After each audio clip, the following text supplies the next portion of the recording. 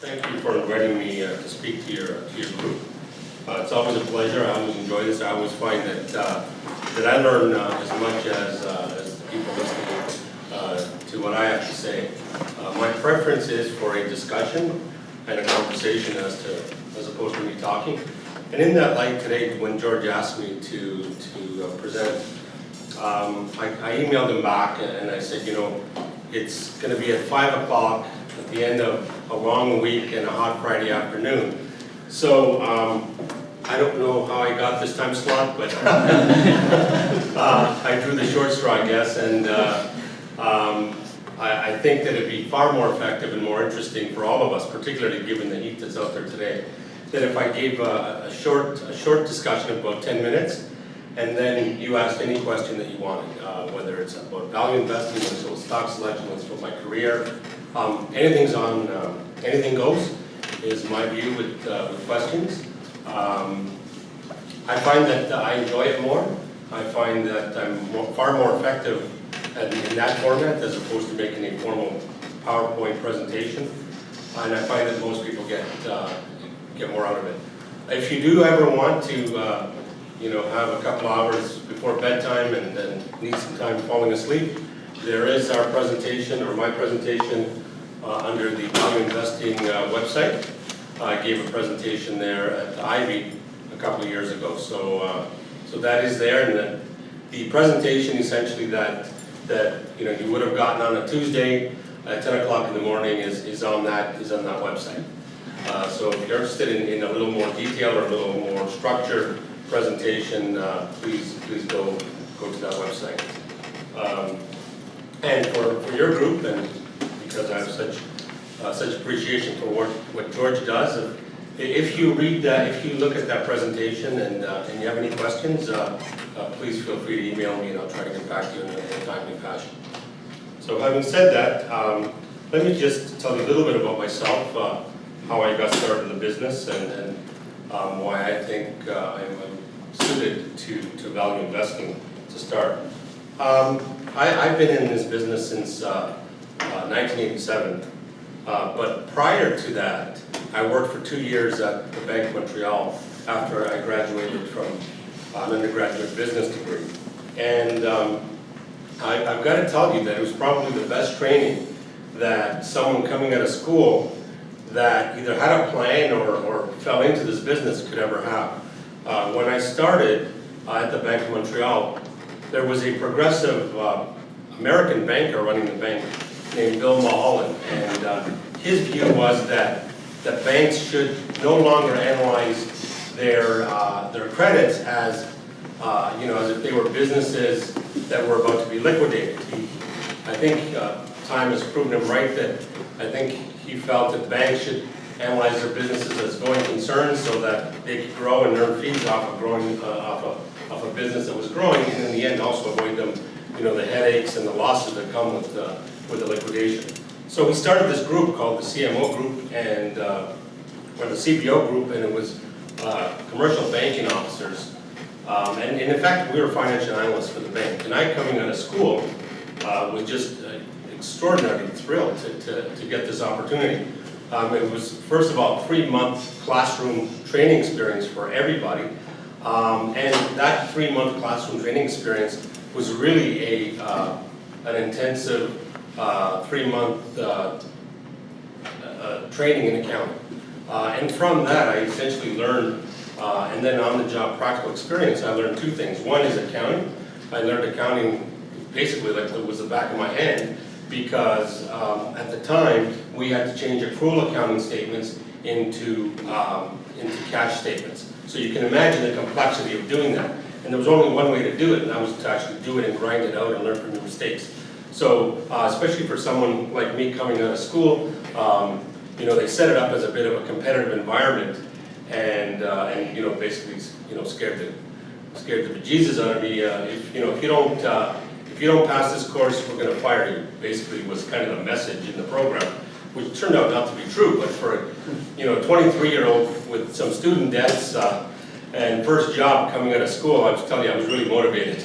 Not only because of the fear, but because I found something that I really enjoyed to do. So That first job was, as I say, turned out to be, unbeknownst to me, a great grounding in what I was to do later in my career.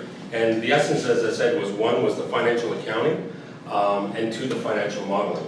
And after spending 2 years there, analyzing several different companies, several different industries, I went to Western, which is now called Ivey, to get an MBA. When I was at Ivey, I didn't really focus on finance. I took a general curriculum, and I always enjoyed business analysis.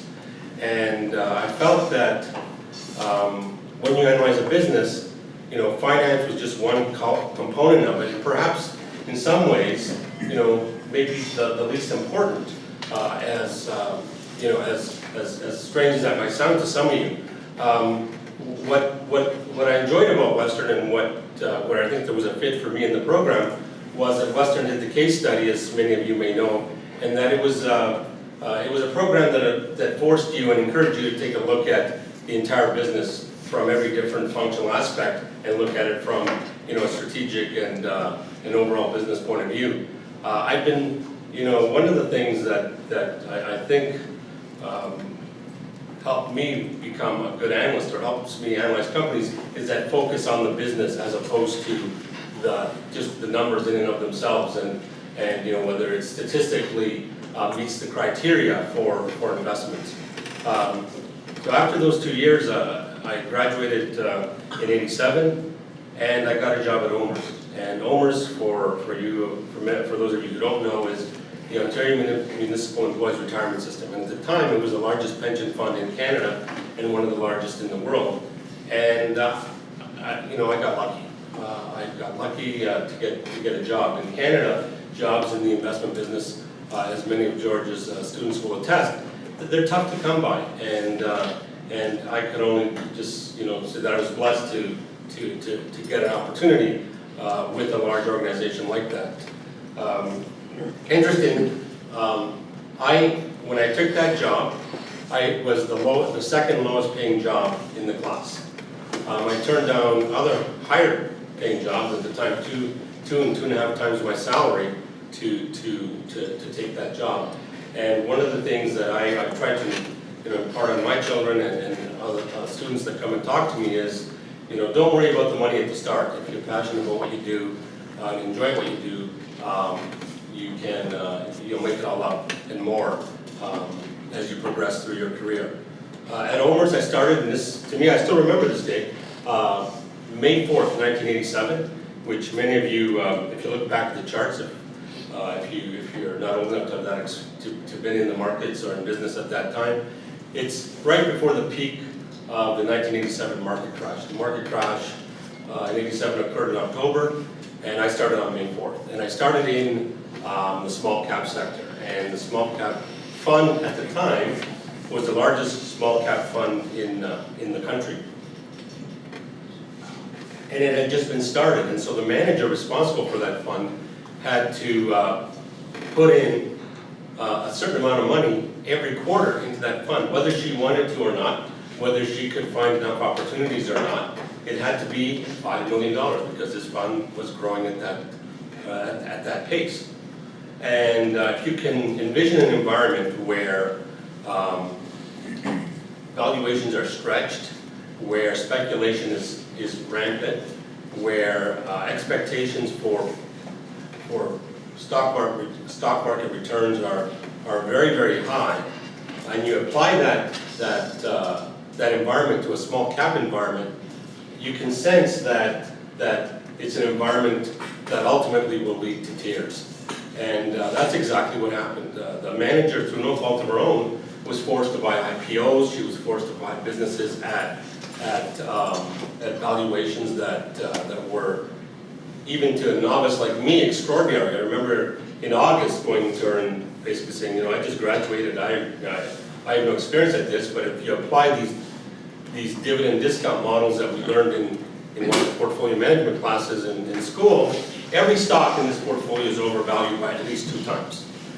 And she said, I know, but I got to invest. That's my job. Well, '87 came along, and I'll never forget the date. for someone that, starting in the industry with no direct responsibility for anybody's money, it was the best experience that anybody with a value investing bent could have had. I watched the screens, and I still remember to this day, the senior managers in the firm were sitting there in disbelief as everything went no bid. And it was a real lesson to learn for me in the preservation of capital and what can happen when valuations or investments are purchased at valuations that are extreme. It can, when everything's settled down, the small cap stocks, many never ever came back. And the flip side of the valuation equation in my mind is the quality of the business that you're buying. And again, it was an invaluable lesson in understanding that if you buy poor quality businesses, you're going to suffer a permanent loss of capital, not a quotational loss, a permanent loss of capital. And I don't know if you've talked about IPOs in this class over the last week, but IPOs are always a bad bet. IPOs are something to avoid if you're a value investor, and generally at any time they are geared to maximize the price for the seller, which is never good for the buyer. Many in the small cap, many are concept type stocks. Many are just fundamentally unsound. Many are just speculations. And so, being exposed to the consequences of an environment that leads to that type of investing really just reinforced the notion that value investing is the way to go. I knew that when that happened and when I saw what happened, I knew that I never wanted to be in a position where I was responsible for losing that kind of money for people. When I started working at OMERS, I decided, I was in a career and I was going to be the best I could at it. And so I started searching out what and who the successful investors were and what they did, and what philosophy they followed. And I came across Benjamin Graham, and I read his book, and I took to it like a fish out of water. I just got it, and we can talk a little about why I think I got it, but it's one of those things that Warren Buffett has said in the past. Value investing is something that you either get immediately or you never get at all. And for me, fortunately, it just seemed to resonate, and I got it. I got it intellectually. I got it at the core of my understanding of how to make money. It doesn't mean it's the only way. It doesn't mean it's necessarily the right way all the time. But for me, I understood it and I got it. And from there, I just read everything that I could on value investing. I read every book on analysis that I could, and I sought out people in the industry that were at that time highly regarded practitioners. People like John Vito Maida, Prem Watsa, a whole slew of them, John Neff in the United States. So, and through that process, it reinforced my belief in value investing, the belief that it actually works, the fact that it is, in my opinion, the best way to make returns with the lowest amount of risk.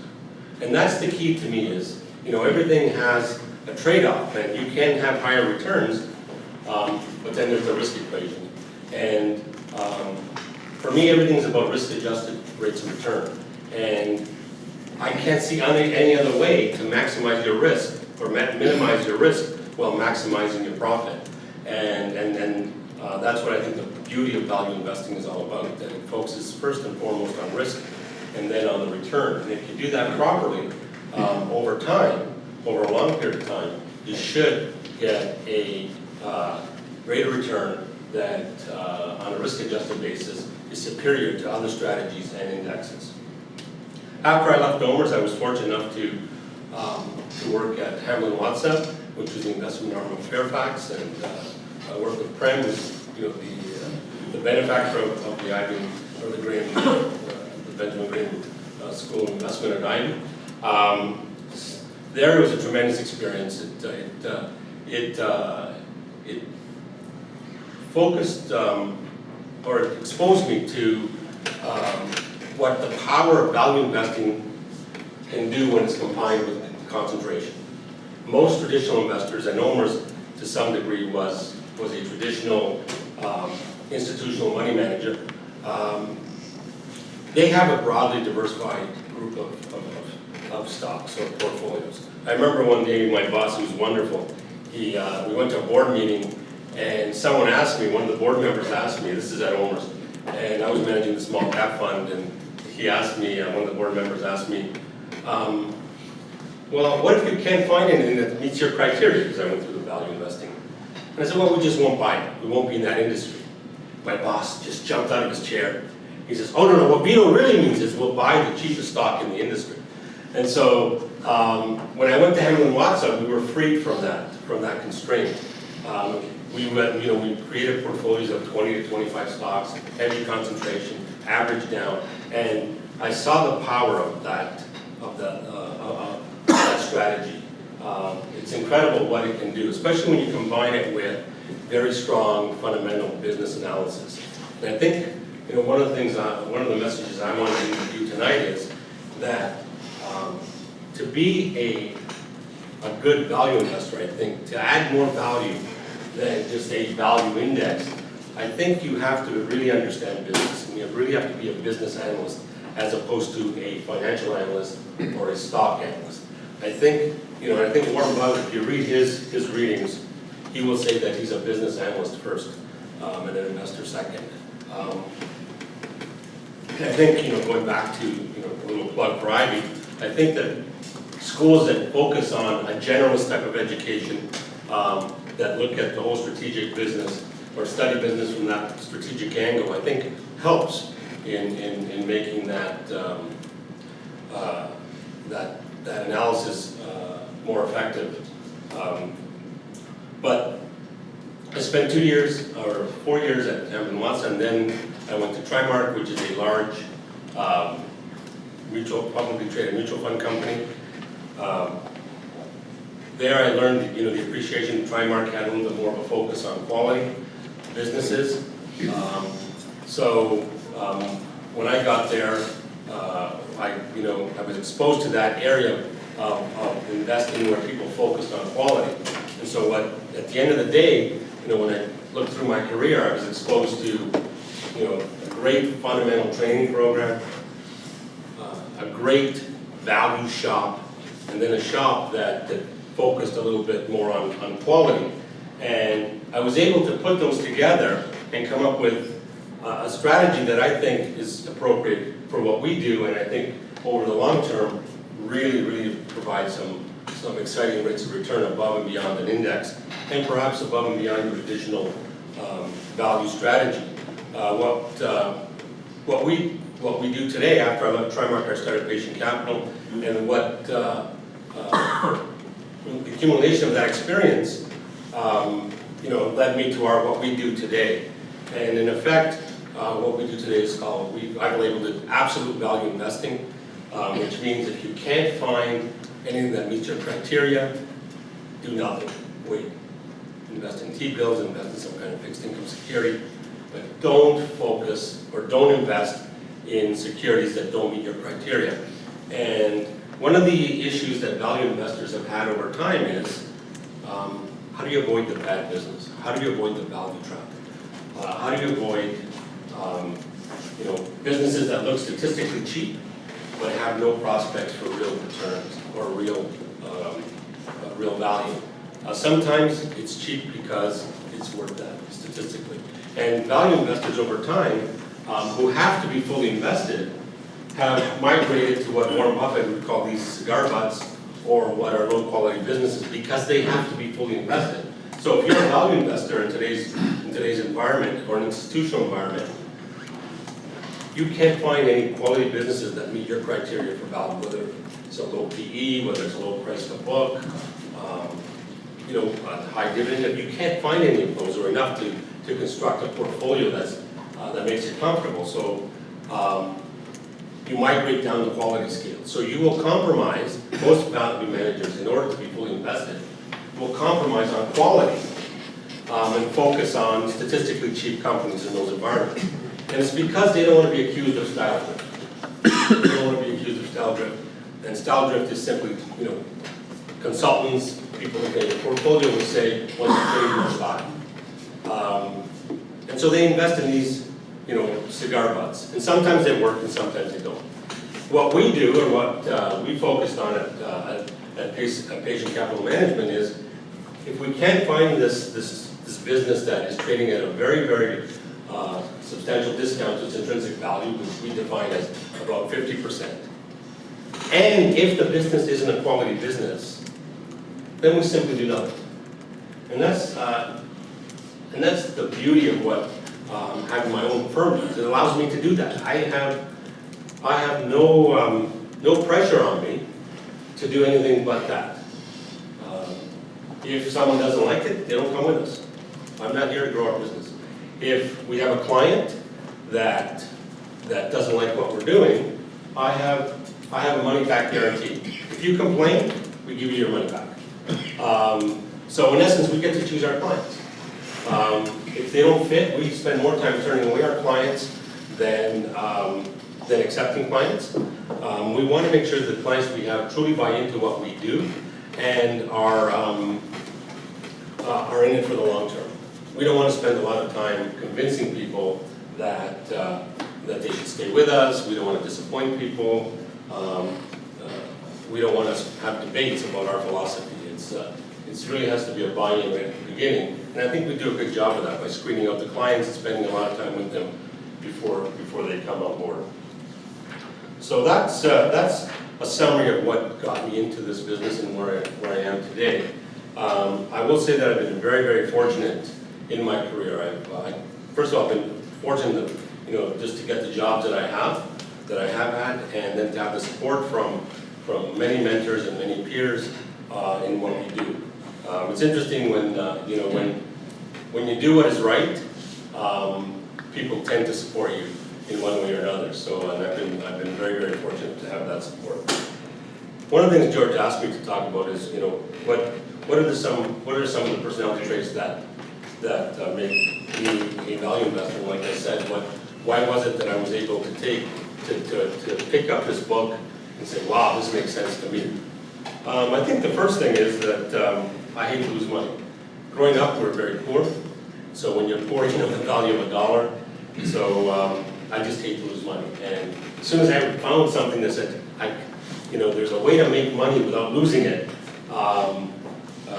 it just struck home with me. I think part of it is just my background, that our family didn't have a lot growing up. Because we didn't have a lot growing up, somehow I think I learned to delay gratification. So, we were always taught, go to school, get an education, and you won't be as poor. Your families won't be as economically disadvantaged as you are. My parents always drummed that into us, and I think that helped with the whole notion of long-term thinking. It drove that point home, and somehow that became part of my personality and my value system, is to focus on the long term and delay short-term gains for true long-term rewards.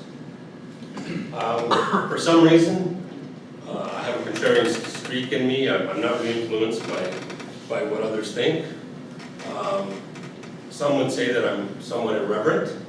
I have, when I started this business, I didn't understand why the investors who own the shares would kowtow to the executives of the company. I didn't understand it. I would sort of walk away from these meetings initially, and here you have institutions that essentially own the company, and you have owners that own 9–10% of the business, and they're showing deference to the CEO of the company and the board. And I never understood that. We're the owners. They're working for us. Why on earth would we not question them? Why wouldn't you demand a level of respect that an owner should have? It doesn't mean that you're disrespectful. It just means that you recognize that you're the owner and that The managers and the board of directors of that firm is accountable to the owners. And I had that attitude right from the start. I don't know why, but I always had it. I think that helped me understand and accept that, you know, if you buy a cheap stock and you hold the management accountable, over time, that strategy should work. I think that irreverence allowed me to ask questions that, what to me, were perfectly legitimate questions, like, you know, 2 years ago you bought this company and, you know, you overpaid for it and now you're writing it all off. Why did you do that, and how can I trust you not to do it again? I was never afraid to ask those questions, even when I started the business. And again, I don't know why, but I did. And I could never understand why no one would ask those questions. They would, you know, treat the management with gentle gloves. I think you've seen some of that change with these activist investors, but you know, I would say that for the most part, that deference attitude towards management, I think, largely exists among several, among, you know, institutional investors. I tend to think in probabilities.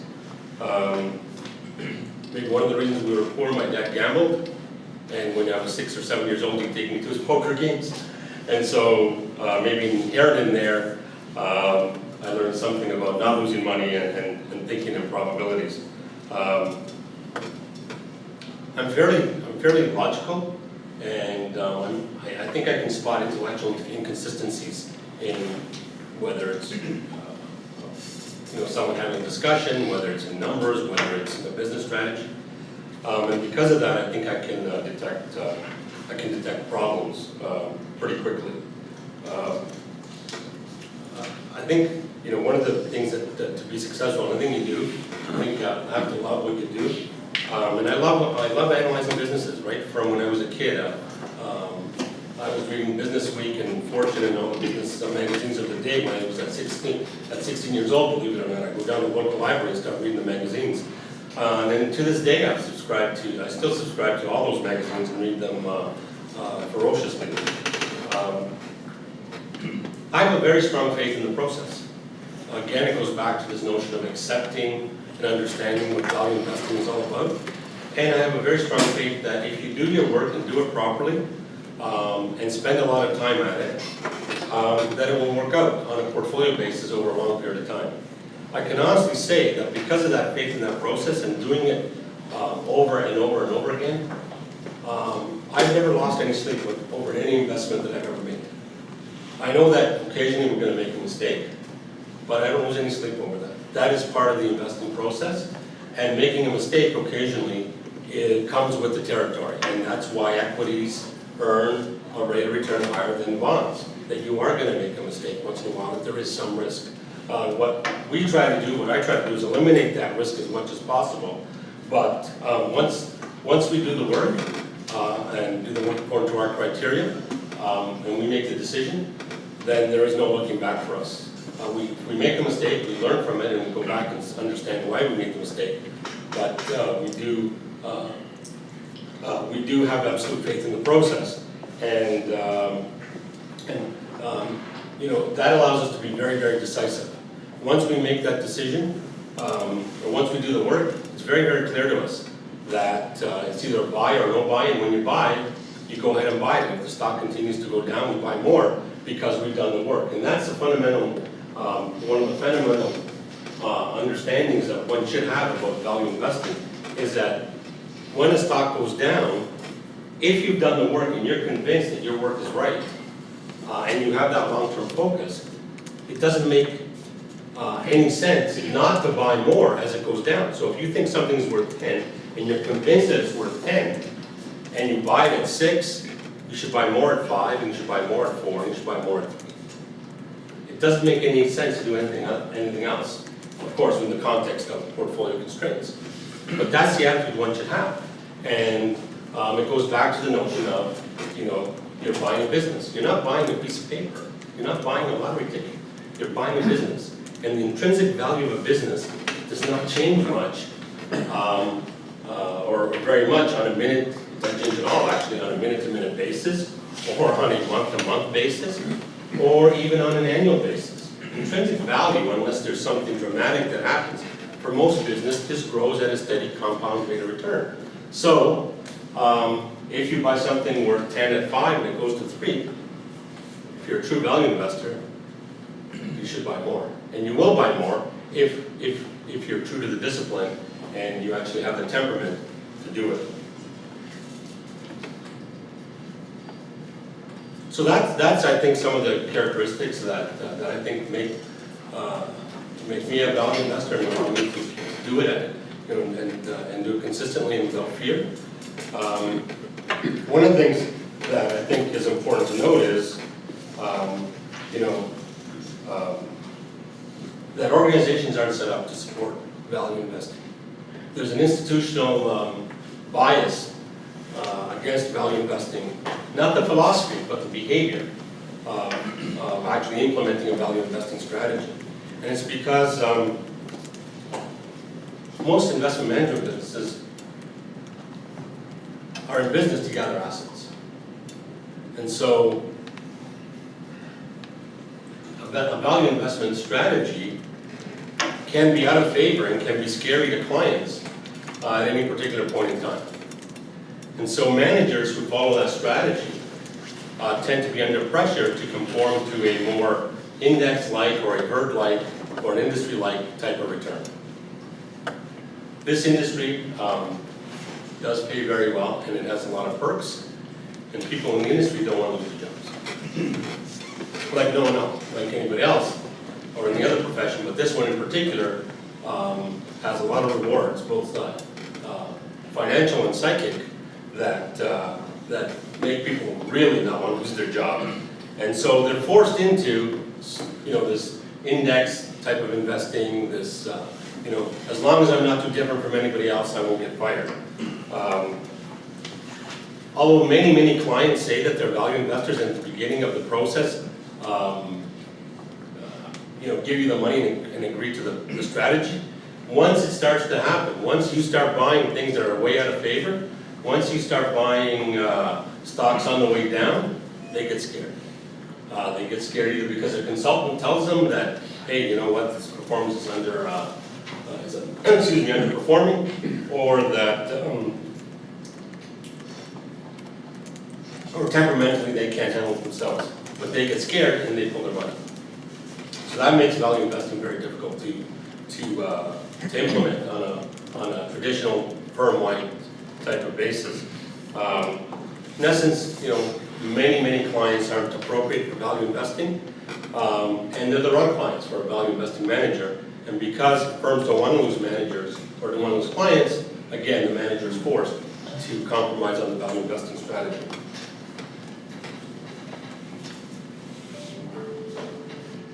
There's a lot of focus, of course, on quarterly performance and annual performance. And again, a value investing strategy doesn't necessarily conform to that cycle. When we look at the performance of our investments over time, in the first year of our investment, we have typically a 5-year horizon. So in the first year of our investment, the stock will go down, sometimes quite dramatically. In the second year of our investment, the stock will go down a little bit or bottom out. In the third year of our investment, it'll go back to our break-even price. It'll go back to our cost. In the fourth year, we make some money, and then in the fifth year is where we get all the return. That's the typical investment profile of a value stock. Why don't you wait for you? Because, that's a great question, and we get that all the time. Why don't you just wait? Because you just don't know when that catalyst might come along, or what the market will do.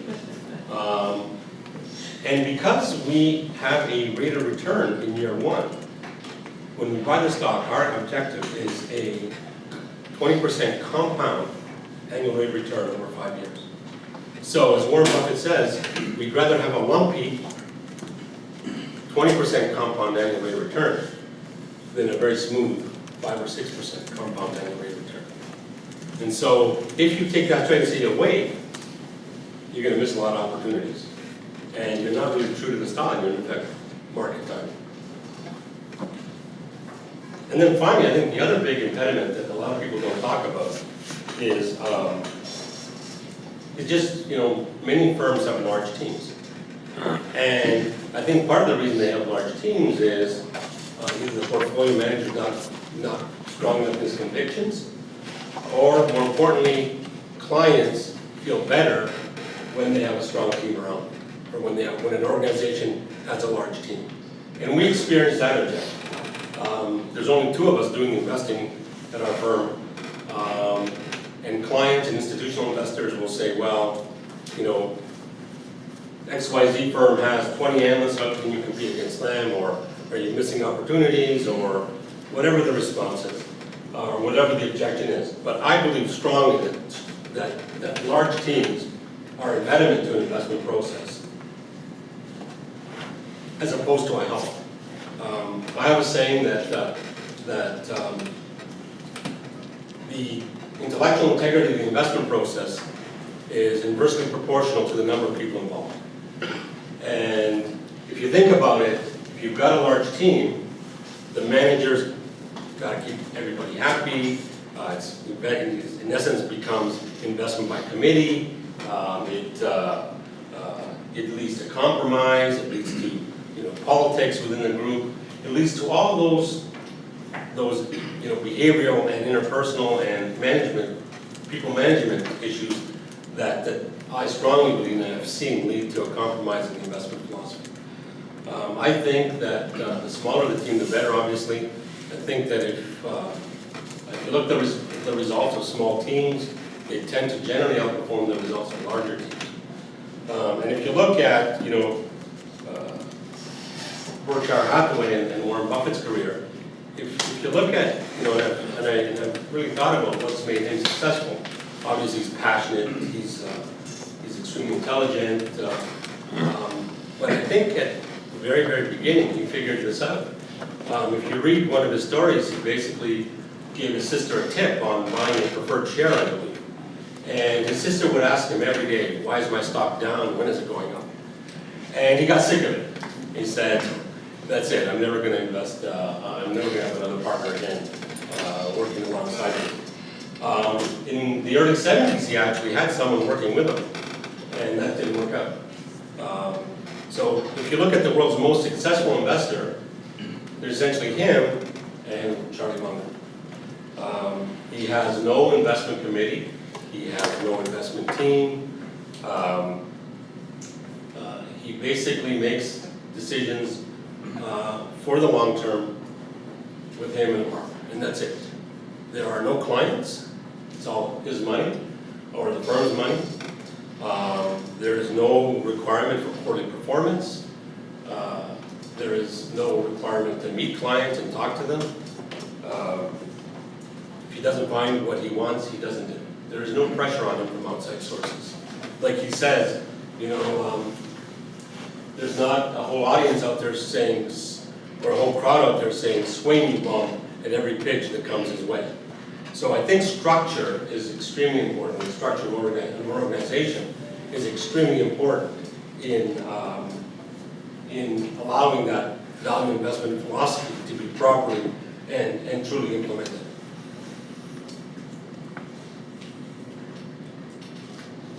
So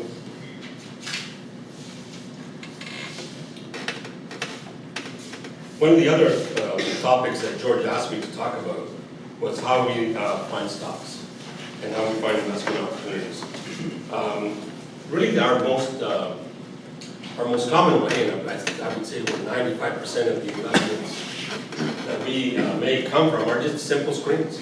The databases are extensive today, as you know, so we have very simple process. We're looking for low PEs, low price to books, high dividend yields, and low debt. That's our initial screen. And I've done this, from the very start. It's not more complicated than that. And then we start just plowing through what the screens pop up. We sometimes get ideas by just talking to others and listening to others. And then we read a lot. Some ideas just come from reading. Another source of ideas is if we're analyzing company A and then we fall into looking at company B because they're a competitor or a supplier to the industry. That's another source. But at the end of the day, most of our ideas come from screening. It's efficient, it's effective, and it narrows the universe to a manageable amount.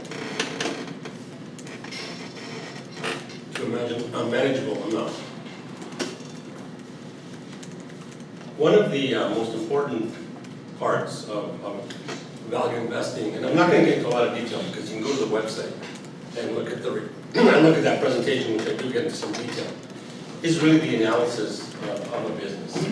And I think, you know, what some value investors have said get caught is in value traps, and even worse, sometimes get caught in fraud. And I think those with a fundamental understanding of accounting, and that's critical. I think you can't do this job properly without accounting. Accounting is the language of business, and you know, if there's any, thank you very much. And if there's any prospective value investors or people who want to get into value investing or are value investing and want to really nail it, I think you have to understand accounting and understand it as almost as good as if you were an accountant yourself. It's critical. And then you actually, and I'm going to say this, you may not believe this, but you actually have to read the annual reports. You have to read the notes. There's you know, a lot of investors, and I will include value investors in that, either take a superficial look at the statements, or worse, they download the statements from a database into their Excel model. And the Excel model spits out all these ratios, and then the DCF, and all of it. And to me, that's black box investing. You have to understand the business. If you're going to do this right, you have to understand the business. And there's only one way, in my opinion, to understand the business. And that's to read the annual reports and read the notes. And then you have to read it again. Eric Sprott, who was a great fundamental analyst, once told me that he would read an annual report 10 times. What we do at Patient Capital is we read 10 years of annual reports. So every investment we make, we go back and we read 10 years of annual reports. That's from cover to cover. And then what we do is when we build our models, and this is insistent. If you work for me, or if you work at Patient Capital, you have to input, and I do this myself because I always do it. You're going to have someone work with you. You have to input each number into the model, number by number by number, year by year by year. You have to do that. And when you do that, you come to understand the business. You can't help it. Just by osmosis, you have to understand even just a little bit. You don't even think about it. You'll understand a little bit of how this business operates. If you actually think about it and work through it, you will get a very deep understanding of the business just by simply going through that process. Thank you very much for saying this, because I tell my students exactly this. I say, oh, send me the file. I said, no, you have to input this number in the job. Exactly. And I can't stress that enough. And it goes to really that whole issue of understanding the business and accepting that you are buying a business, you're not buying a piece of paper. And if you were to make your own an investment, whether it was a car, a house, a small business, how many of you would actually go through a process where you downloaded information without looking, without understanding what you were buying? No one in this room. No one. Yet people do that with other people's money on an institutional basis. So that to me is critical, is to understand what you're doing, to understand accounting. And then in that process, look for risks. Look for risks in the business. You know, one of the things I always read with great detail is, there, in these 10 cases I'm sure you've all seen, the risk factors. And most of them are standard risk factors, right? I mean, they're just boilerplate that everybody has. But occasionally, something will jump out, something big. And when you see that, you better investigate it and understand it, and you know, determine whether you're willing to take that risk or not. Can you give an example?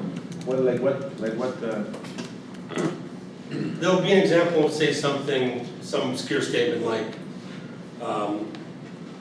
we have guarantee a loan to a supplier for their business, for example. And they don't tell you what the loan is, or the amount, but there's this, and they say, and, you know, this may impact our business if we have to come clean, if we have to support it.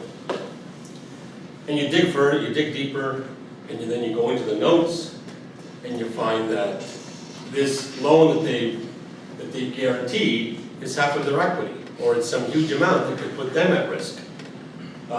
Sometimes there's litigation that pops out at you. There's one that we had that one of your classes, I think, there was one investment that was highly recommended and it scored very highly with everybody else. And George, and I gave it a 0, and everybody else I think gave it a very high score. And George emailed me and said, you know, are you sure this is what you want to give it? And it had to do with a lawsuit. And this lawsuit, in my opinion, could have put the company out of business, particularly in the United States. And it may be right or it may be wrong, but the point is that it's a risk that I identified and that I wasn't willing to take. So there's all these, you know, there's all sorts. There's too many to name over the years. But at the end of the day, you will see it, and it'll stand out at you that it's an anomaly. It's not your standard boilerplate risk factor, but it's there. And then, you know, the most important part of the annual report, I think, is the notes. The notes tell a far different story than typically what the management says. There's annual reports that are few and far between that tell it like it is. Most are a PR exercise written by PR people, so you have to go to the notes.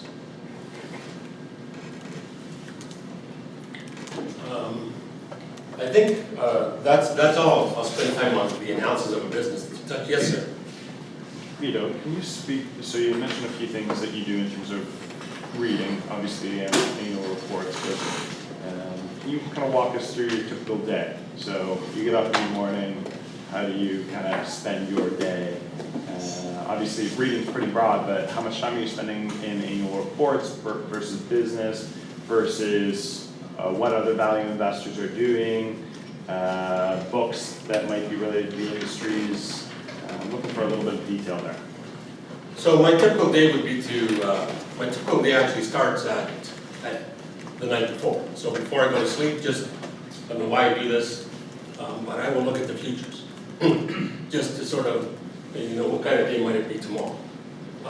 Just psychologically, so, you know, if it's going down, you know, can we buy something tomorrow? But I just do that. I get up and I fight the traffic and I go to work, get there about 8. And for the first hour, I will read the papers. I will read the Globe, I will read the Post, I will read the Wall Street Journal from 8 to 9. And then I update our portfolios because we have some pools that have money coming in and out. So I want to make sure that every day I know exactly what the positions are and the weightings. So I do that. That takes about 15, 20 minutes. Then I just then I will spend 80% of that extra, that other time reading annual reports and modeling. We will talk to clients, see prospective clients. 80% of the time, though, is spent on investment process and analysis. And again, that's modeling, that's reading annual reports, or having a discussion with the person who works with me about either an investment we're looking at or an investment we own. If you come to our offices, you will find that it's like a library, I think. It's pretty boring in there. George, you've been there. So Marcus, you've been there. So it's boring. There's not a lot of activity going on. We don't even have a professional trader. We just speak or just spend our time reading. It's literally a library. A young person came to me about 2 or 3 months ago, and they wanted to find out what investing was all about, or what the typical investor day would be like. And I said, this is it. It's a library, and if not, it's probably even less quiet in the library because there's not that many people here. And I think think that totally discouraged him from pursuing a career in investing. So, you know, we'll read industry reports, we will read, I will read, you know, I'm an avid reader. You know, if I say I read 100 books on investing, I would say that's probably an underestimation. So you know, we read a lot. I read a lot of trade magazines, a lot of business magazines, and that's the typical day. You know, we're lucky our clients don't have, you know, again, we choose our clients, so we don't spend a lot of time with our clients answering questions for our clients. So that really is a typical day. By the way, we do not use sell-side analyst reports. That is unacceptable in our firm. Some use it, some firms use it, a lot of firms use it. Obviously, there's a demand for it. We don't. My view is if you have to rely on those guys, you shouldn't be in this business, quite frankly. I mean, that sounds arrogant, but it's our process, and I strongly believe it. And the people who sell those or use produce those reports, their time frames and their motivations are very, very different. So I just don't understand why you would rely on someone else's information, particularly if you're doing what we say we do. Yes. Do you not think there could be qualitative information in the reports that would be interesting? If you've done your homework, the marginal benefit of reading those reports is very, very small. And the negative is, and I've seen this all the time, everybody says, you know what? I only read this sell-side report, I only read it for the information. I never look at the valuations. I don't care about their recommendations. Baloney. Hey, I don't care who you are. We're all humans. If you've got 10 reports all saying, oh, this is a sell, it's going to impact you some way or another. And again, the marginal benefit of what we do, or I'm reading those reports relative to what we do, I would say the benefit is negative.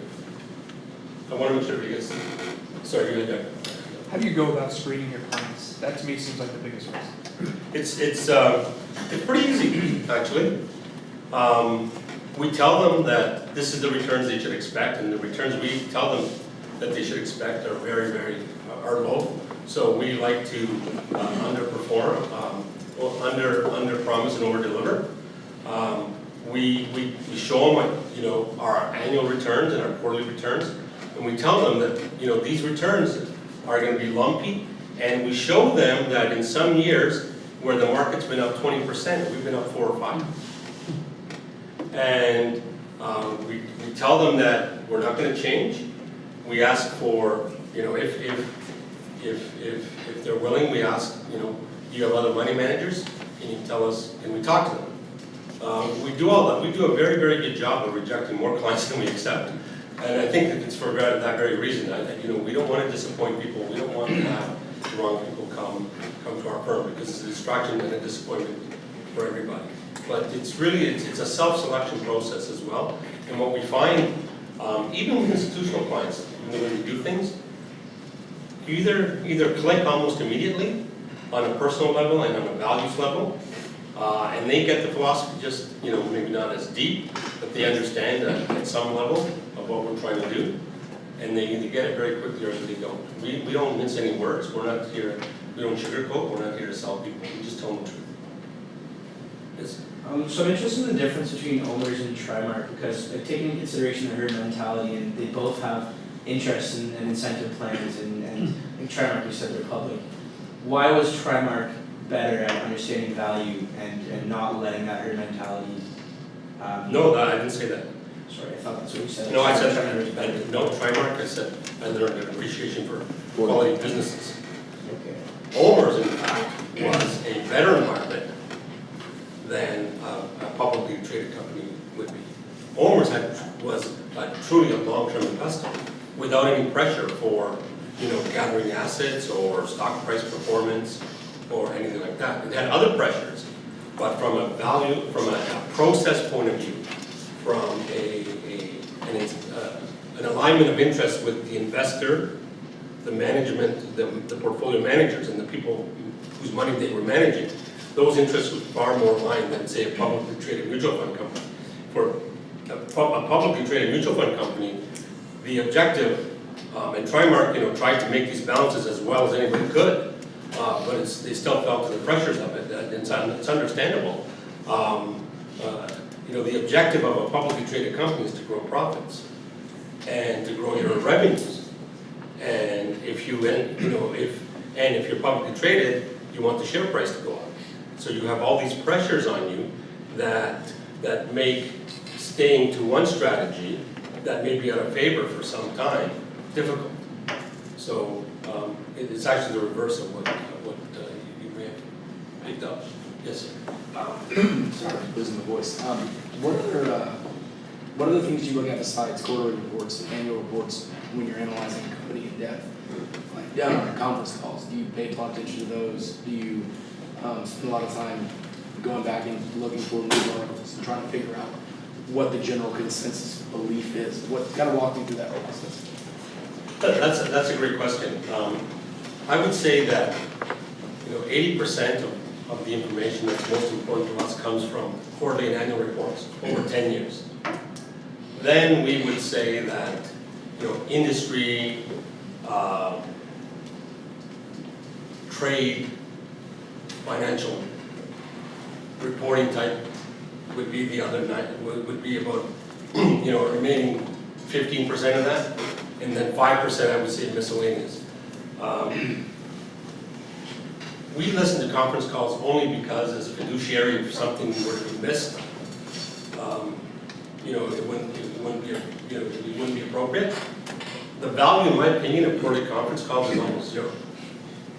If you listen to the calls, there's no real information that's provided, and you get a whole bunch of analysts who are asking for the next quarter's results. They're asking for, well, I'm trying to model, the earnings for the next quarter, and I'm getting 51, but your numbers are suggesting it's 49 cents. Ridiculous. There's no value if you're a true long-term value investor in that process.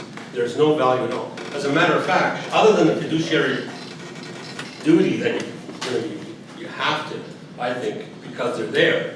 And by the way, we don't listen to them, I read them. I think the marginal benefit, again, is negative. And, I'm talking about marginal benefit. I think there's two really in this business, there's two resources that everybody has on an equal basis. One is time, and the other is information. Those are the two resources that all investors have equally. And to me, it's a matter of how you use both of those resources. Time, of course, is non-renewable, so you have to decide how you're going to use your time relative to everybody else who's competing against you. And then, of course, the information is you have to decide what information and how you're going to process it and analyze it. And I think the use of those two resources and how you use those two resources is the defining difference in performance over a long period of time. So if you look, say again, going back to someone like Warren Buffett, I mean, from what I've read, and I'm sure when you talk to him, he spends most of his time reading. That's what he did. And reading financial information. Now, naturally, some people are going to be better at processing information than others. But all things being equal, if you're using your time properly to focus on the things that are truly important in the investment process and the investment decision, and processing that information properly, you're going to do a lot better than someone who's wasting their time, or using their time on things that aren't really important. One of the things that I learned early on was to really focus on the aspects of a business that are critical to the business success. And when I was at Western, we called it key success factors. And so, in my opinion, and this is what I try to always get people who work with me to understand is that, again, you've only got so much time. So, are you going to spend your time understanding what drives 95% of this business?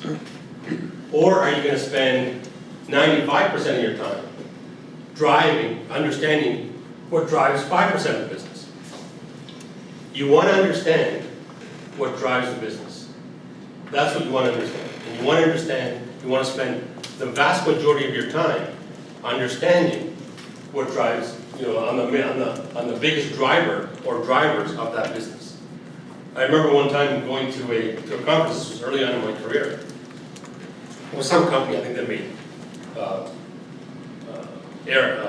training simulators for pilots.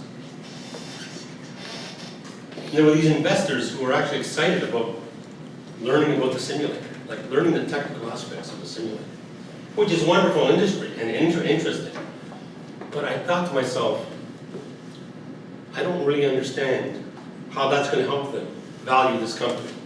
It's great that you see it and you kind of have a feel for it, but to spend hours learning about the mechanics and details of an aircraft simulator, relative to reading the annual reports and understanding the dynamics of the business, the competitive environment, I don't think that's a good use of time. That's me personally, but I think the critical point here is that you want to spend and focus your time on the areas of the business that are most critical. And how do you do that? You know, one of the things, you know, that you take away from this, and what I've learned over the years, is if you look at a balance sheet, if you look at a company's balance sheet, and you look down and you say, okay, what are the biggest items on this balance sheet? So if it's a distribution business, typically the biggest items are accounts receivable, inventories, obviously, and payables. And that's what you should focus your efforts on, understanding those components of the business, how they're managed, what risks they have, how other competitors position themselves on those same metrics. But that's the key. If you're investing in an asset-intensive business, for example, steel mill, the biggest asset on the balance sheet is property, plant, and equipment, obviously. So you want to understand that part of the business. You want to understand the returns on the fixed assets that they have. You want to understand the cost structure of that part of the business. You want to focus your efforts in understanding the biggest component of the driver of the business. And the biggest clue to that driver for most businesses really is what's sitting on the balance sheet. So this kind of picks up on the name of your fund, which you've dubbed it the patient investor. So from when you start your screening process and you get something that is a new stock that you haven't been watching, but it gets your attention for some reason, and you study it further, and as you study it, it starts to show signs of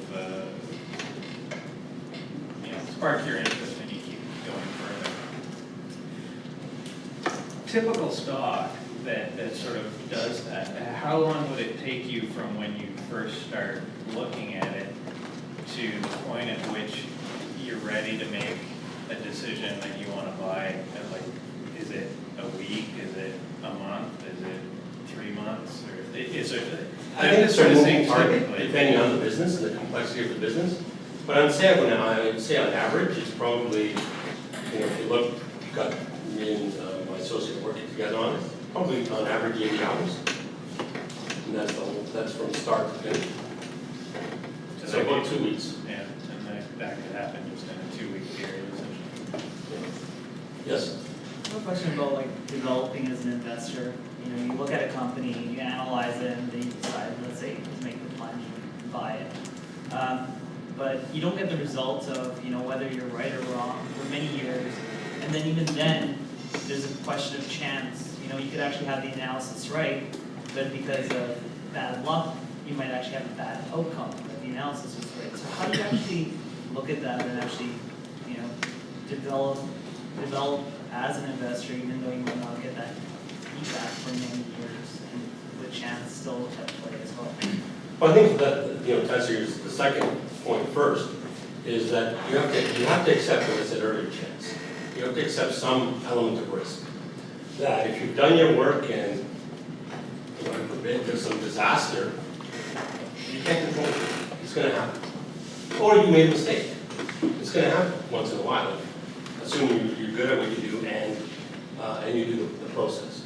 So you have to accept it. That's just part of investing. We like to say that we have that big red bat with the big fat head and the big balloon beach ball that we want to swing at. So it's almost that even someone that has uncoordinated eyes can actually hit it. So that's what we're looking for. But even having said that, we are going to make a mistake once in a while. So you have to accept that. With regards to your second point, I think, I think, again, going back to what I said earlier, there are some, some ways of training yourself to accept delayed results. But at the end of the day, I think, if it's not there at the start, I think it's going to be very difficult to implement a strategy that requires a long time frame to earn those results. There's been several studies that show that from a very early age, there are some kids who will be able to resist a temptation, and others who can't, given a set of far-off rewards. So I think part of it is really who you are, and it may be difficult to change that. We're getting close to the end. We're going to have a reception, and Vito will be there. If you want to talk to him more. Let's ask one more question, okay? So, I have a question. Could you please give us a sense of your view on relying on management as a source of information? And secondly, the importance of using shareholder activism as a driver of value unlock? I'm glad you asked that, because I wanted to address that. The people always say, well, we want to assess the quality of management, and my view is to try to be as objective as possible in what we do. And the real evidence of a management's ability or talent is in the numbers. The numbers don't lie if you've done them properly. If you've analyzed them properly, numbers don't lie. So that, if you're comparing one firm in an industry relative to another firm in the industry, and one firm has consistently better results than the other firm, it's pretty clear to me that the evidence would suggest that one is better than the other.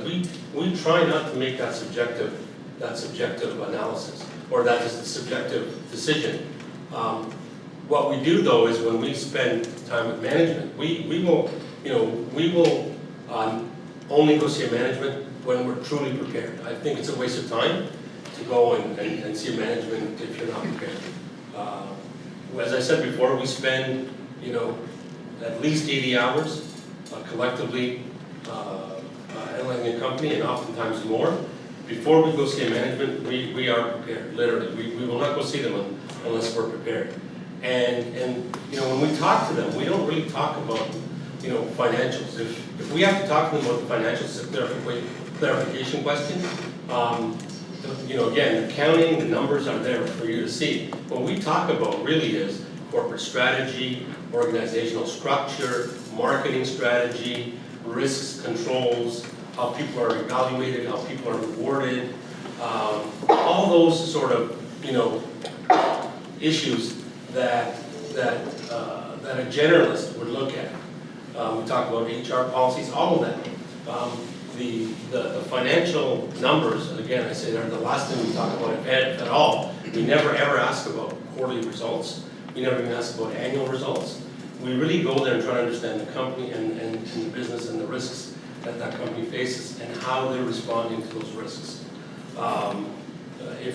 And then we test, and again, one of the things I mentioned earlier that I think